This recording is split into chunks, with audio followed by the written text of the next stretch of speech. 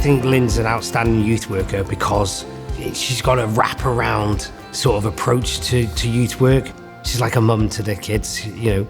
She inspires them. In this club, she's what draws people to come.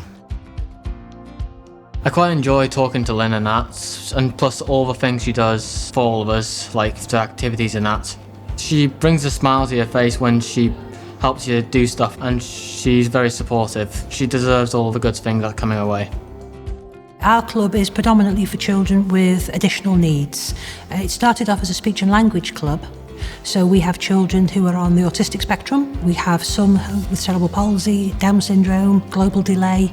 Each one is individual. Each one you see flourish and, I don't know, you just see them grow. It's perfect. To be nominated for Outstanding Youth Worker Award is an honour. It really is an honour. I haven't stopped smiling yet. I am the luckiest person going. I love this job.